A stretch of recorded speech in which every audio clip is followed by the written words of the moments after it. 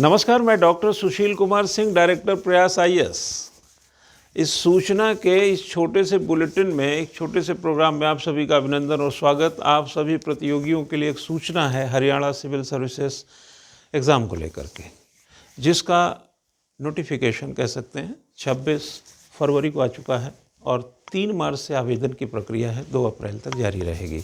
उन नए पुराने सभी उम्मीदवार, सभी प्रतियोगियों, सभी अभ्यर्थियों, सभी विद्यार्थियों, सभी छात्र छात्राओं को मैं यह बताने आया हूं कि हरियाणा सिविल सर्विसेज एक व्यवस्था के अंतर्गत देखा जाए तो जिस तरीके से आप तरह तरह के प्रबंधन करते हैं अलग अलग परीक्षाओं को लेकर, चाहे सिविल सर्विसेज एग्ज़ाम हो, चाहे यूपी पीसीएस हो, झारखंड पीसीएस हो, मध्य प्रदेश पीसीएस हो, या और भी हो, हिमाचल हो, राजस्थान हो, छत्तीसगढ़ हो, बिहार हो, ये उत्तराखंड हो, ये सभी को लेकर जो एक प्रबंधन करते हैं, उसी के अंतर्गत एक प्रतियोगी संदर्भ आपके समक्ष एक नई उम्मीद, जैसे कि वैकेंसी आती है थोड़ी उम्मीद बढ़ती है, इसमें कोई दुविधा नहीं है, कोई शक भी नहीं है।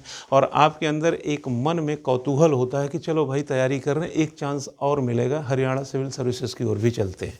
156 वैकेंसी है, 48 डिप्टी कलेक्टर का पद है, ठीक है ना। तो इसी तरीके से आप जोड़ जाड़ के देखेंगे तो उसमें तरह तरह के 156 पद हैं। 2 अप्रैल तक आवेदन की प्रक्रिया है। मैं तमाम प्रतियोगी जो मुझसे जुड़े हैं, नहीं जुड़े हैं, पढ़ते हैं, नहीं पढ़ते हैं, सीधे जुड़े हैं, प्रत्यक्ष जुड़े हैं, अप्रत्यक्ष जुड़े हैं, आड़े टेढ़े बेड़े जैसे भी जुड़े हैं, उन सभी को मैं यह सूचना देना चाहता हूं कि हरियाणा सिविल सर्विसेज, हो सकता है आप जानते हो, नहीं जानते हो तो आप जान जाएंगे कि उसकी वैकेंसी निकल चुकी है और 3 मार्च से 2 अप्रैल के बीच में आवेदन करना है। और एक आशा और एक उम्मीद, एक किरण के साथ, जैसे कहते हैं ना कि प्रतियोगिता में जब कहते हैं कि हम ही कहते हैं कि भाई हमने आपको पढ़ाया, आपके दिमाग में कोई बात गई, बात वहाँ तक तो समझ में आती है कि आपको बात समझ में आ गई, लेकिन ये बात जब तक दूसरों को ना समझा पाए, यानी कि परीक्षा में यूपीएससी पीएससी के एग्ज़ाम कॉपी में ना समझा पाएँ, तब तक यह बात समझ में नहीं आएगी कि आपने समझा क्या है। ठीक उसी तरीके से वैकेंसी में आपके लिए एक उम्मीद होती है, लेकिन इस उम्मीद पर खरे उतरने के लिए जो आप मेहनत करते हैं, उसका एक चरणबद्ध प्रक्रिया के अंतर्गत आप इसमें अपनी प्रासंगिकता, अपनी अप्रोच, अपने दृष्टिकोण को समाकलित करके अगर इसमें आहुति देते हैं तो ये भी एक परिणाम में बदल सकता है जो आपके रोजगार के काम आ सकता है। और जैसा कि इन दिनों देख रहे हैं कि समस्याएं बहुत हैं, ऐसे में उम्मीद की किरण मात्र होना भी बड़ी बात है। ओके, तो मैं यहाँ पर हरियाणा पीसीएस के संदर्भ में थोड़ा सा बताने आया था। हरियाणा पीसीएस का एक आप देख रहे होंगे इस एक बोर्ड पर कुछ इस तरह हरियाणा पीसीएस, वैसे हरियाणा सिविल सर्विसेज है। और ये 48 एसडीएम बहुत बड़ा पद होता है। मैं उत्तराखंड में अगर देखूं तो उत्तराखंड में या छोटे स्टेट्स में या हिमाचल प्रदेश में इतनी बड़ी वैकेंसीज आती नहीं। वैसे आपने इसके पहले झारखंड में देखा होगा 44 डिप्टी कलेक्टर का पद।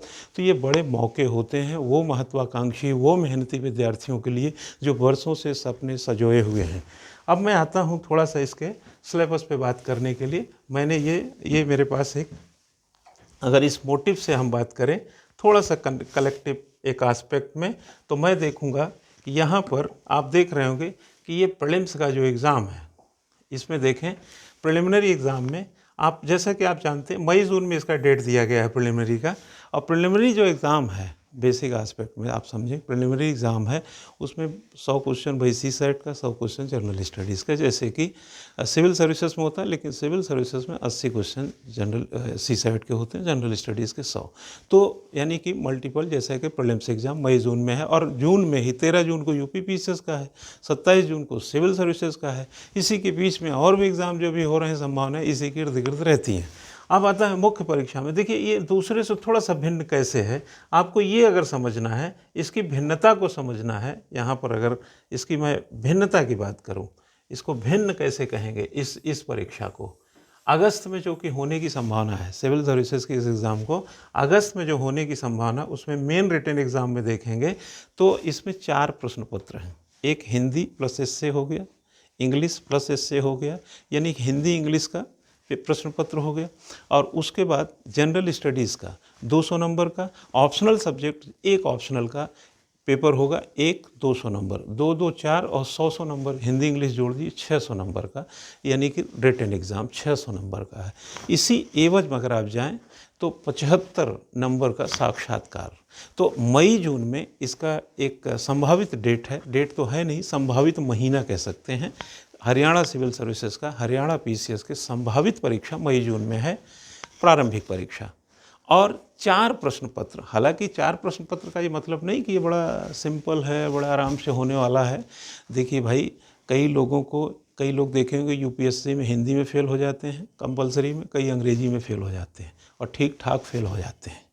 और उसके बाद कई लोग जनरल स्टडीज़ में अब जनरल स्टडीज़ में है तो सिलेबस तो सभी है, बट एक पेपर बनाया गया है, ऑप्शनल सब्जेक्ट का एक पेपर बनाया गया, यानी 200 नंबर का, और ये 100 नंबर का जो हिंदी इंग्लिश है।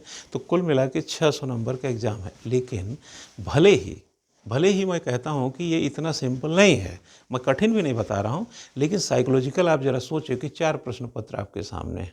सिविल सर्विसेज में आप कितने 9 प्रश्न पत्र देते हैं, इसमें 4 प्रश्न पत्र में यानी 4 पेपर देना है। ऑप्शनल का देना है, जीएस का देना है, हिंदी का देना है, इंग्लिश का देना है। 600 नंबर, एक इंटरव्यू 75 नंबर का।